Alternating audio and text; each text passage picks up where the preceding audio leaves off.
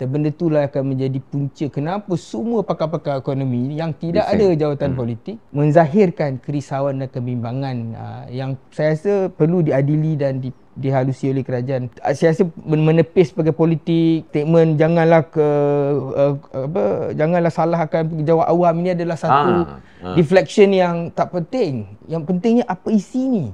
Apa isi kandungan ni? Fokus.